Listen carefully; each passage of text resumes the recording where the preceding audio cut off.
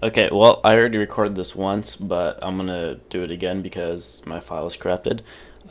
Anyway, I'm responding to Stevon's debate on number four, and he argues that the United States should be involved in the Middle East militarily.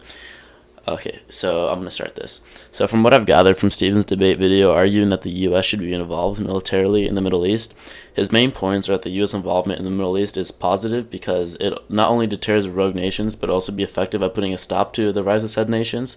The war gives the United States good intelligence about the strength of our weaponry, and because there needs to be a dominant power, and it should be the U.S. instead of any other state. Now, I agree why some of these points may seem attractive, but I almost entirely disagree with every point that Steven made. I believe that the United States should not have the role in policing the Middle East from the rise of rogue nations and terrorist groups. Testing military devices against Middle Eastern forces is not only immoral, but it's also non-practical, and that there is no reason that the United States deserves to be top dog of the world. I just realized that I'm sharing my screen here. Whatever, I'll just show you guys this. Um, so, Firstly, I don't see a reason for the United States to have to be the police, have to police the Middle East from the rise of rogue nations and other non-state actors. The United States, firstly, has a track record of destabilizing movements and staging coups in the name of fighting terrorism and dangerous ideology like socialism and communism regimes.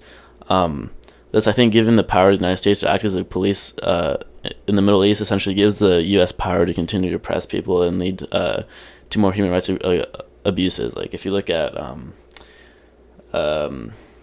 coups that we've staged in Venezuela and Guatemala and other stuff like that.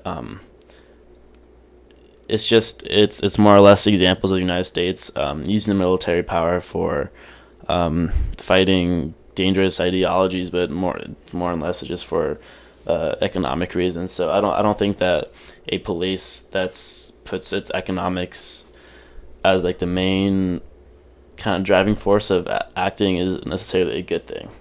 Um, I also don't think so. If the United States can't even get their police system right at home to function in a just way, like say with police brutality, like with the murder of George Floyd and other just cases of okay, George Floyd isn't systemic racism, but if they can't get our own police to act right, how could one argue that it could be as effectively a good police in the Middle East? Moving on to the second point that he made, he made that having military presence in the Middle East is beneficial for the United States because war is the best place to test military weapons, thus leading to more innovation and overall stronger military. I believe this is a weak push for U.S. involvement. Firstly, I don't believe that war is the best way to test out military weapons. Now, even though war has precedence in rapidly boosting innovation, like in the First World War, with the technology we have in the current day, I don't think war is the only way to test weaponry.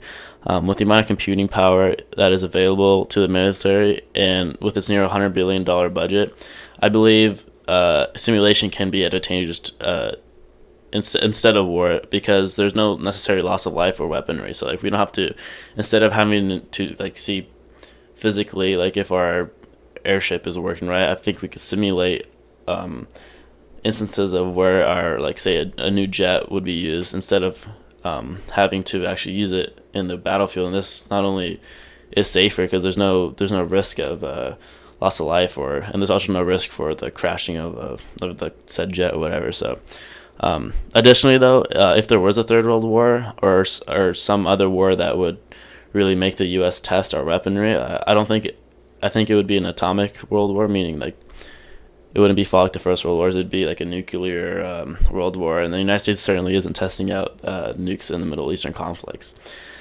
Anyway, moving on to the third point. So, kind of what I touched on earlier. I don't think that the United States has a. So the third point that he made was that there has to be a dominant power in the world, and I do agree with that. I mean, like we are an Antarctic state. If it's not us, it's going to be somebody else. But I don't see the line of reasoning that supports that the United States should be that top power. I think we've done quite a bit of damage around the world. If you look at, actually, I don't want to get too in depth with that, but I don't see a reason for the United States to be the dominant power. I also don't see the U.S. not being a dominant power just because it's not involved in the Middle East.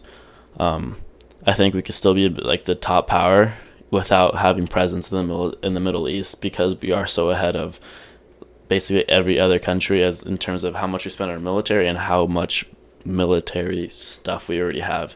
So I think leaving a place isn't gonna weaken our military or isn't a threat to our global dominance.